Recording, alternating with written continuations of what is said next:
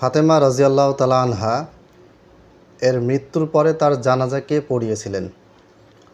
শিয়া রাফেজিরা তারা একটা কথা খুব প্রচার করে, সেটা হচ্ছে যে ফাতেমা রাজিয়াল্লাহু তাআলা আনহাকে তারা অনেক আবু বকর এবং ওমর মিলে অনেক অপমান অপদস্থ করে। ওমর ফাতেমার ঘরে গিয়ে ফাতেমার বাড়িতে আক্রমণ করে, ফাতেমার দরজায় আগুন জ্বালিয়ে দরজা ধ্বংস করে দেয়, ফাতেমাকে মারধর করে, ফাতেমার পেটে লাথি মারে। ফাতেমার পেটে যে সন্তান ছিল তার নাম রাখা হয়েছিল মুহসিন, সেই সন্তানকে কি করা হয়েছিল? পেটেই তাকে হত্যা করা হয়েছে। এবং যখন ফাতেমাকে মারা হচ্ছিল তখন পেটের ভিতরে থাকা সেই সন্তানের হাড্ডি মরমর করে ভেঙে যাচ্ছিল, সেটার আওয়াজ শোনা যাচ্ছিল। আলীকে গলায় কুকুরকে যেভাবে গলায় রশি পেঁচিয়ে টেনে নিয়ে যাওয়া হয়, সেইভাবে আলীকে গলায় রশি পেঁচিয়ে তাকে টেনে হেঁচড়ে নিয়ে যাওয়া হয়েছে। তো এই ধরনের ঘটনা ঘটার কারণে পরবর্তীতে ফাতেমা রাজিয়াল্লাহু তাআলা আনহা তিনি মন ক্ষুণ্ণ হন এবং তিনি বলেছিলেন যে আমার জানাজায় যেন আবু বকর এবং ওমর এবং তাদের সাথে যারা ছিল তারা কেউ যেন আমার জানাজায় অংশগ্রহণ করতে না পারে। হে আলী, আপনি আমাকে রাতের অন্ধকারে গোপনে কি করবেন? আমার জানাজা দাফন কাফনের কাজ সেরে ফেলবেন। আচ্ছা, তো দেখেন তারা আলীকে কত বড় ক্ষমতাবান মনে করে, পাওয়ারফুল মনে করে। আলী তার জুলফিকার তলোয়ার দিয়ে এক কোপ মারছে জমিতে, 7 জমিন ভাগ হয়ে গেছে, 7 আসমান ভাগ হয়ে গেছে। জমির ভিতরে থাকা যে বিশাল এক মহিষ আছে, যে নড়লে ভূমিকম্প হয়, সেই মহিষটারও একটা মাঝখান থেকে কাটা পড়েছে। পরে আল্লাহ তাআলা বলেন যে জিবরাইল যাও যাও যাও, আলীকে থামো, আলী রেগে গেছে। জিবরাইল আস্তে আস্তে আস্তে আলীর কোপে জিবরিলের একটা ডানা কেটে 2 ভাগ হয়ে গেছিলো। এত ক্ষমতাবান যে আলী, সে আলী কিছুই করতে পারলো না। এই হচ্ছে শিয়াদের মন গড়া কথাবার্তা। আচ্ছা হোক, শিয়াদের অসংখ্য কিতাবেও আছে।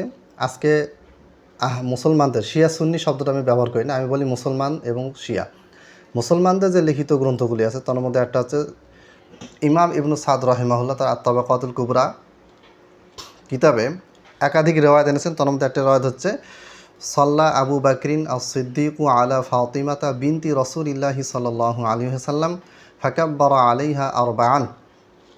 4 তাকবীর দিয়ে আবু বকর সিদ্দিক রাদিয়াল্লাহু তাআলা আনহু ফাতেমা রাদিয়াল্লাহু তাআলা আনহার জানাজার সালাত পড়িয়েছিলেন। ঠিক আছে, 8 খণ্ড 29 পৃষ্ঠা। এই কথা শিয়াদের একাধিক কিতাবে আছে। শিয়াদের কিতাব থেকে আমি দেখাবো ইনশাআল্লাহ, এবং শিয়াদের মৌলিক কিতাবগুলিতে আছে। আরেকটা কিতাব আছে আর রিয়াদুন নাদরা, মুহিবুদ্দিন আত-তাবারি রাহিমাহুল্লাহ, তিনি একটু লম্বা আলোচনা এনেছেন আরেকটা সনদে। সেটা হচ্ছে মাতাত ফাতিমাতু বাইনাল মাগরিবি ওয়াল ইশা, মাগরিব এবং এশা সালাতের মাঝামাঝি সময় ফাতেমা রাদিয়াল্লাহু তাআলা আনহা তিনি মৃত্যুবরণ করেন।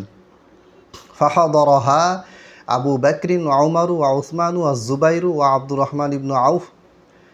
তার জানাজায় আবু বকর, ওমর, ওসমান, জুবাইর, আব্দুর রহমান বিন আউফ কি হন? অংশগ্রহণ করেন, উপস্থিত হন।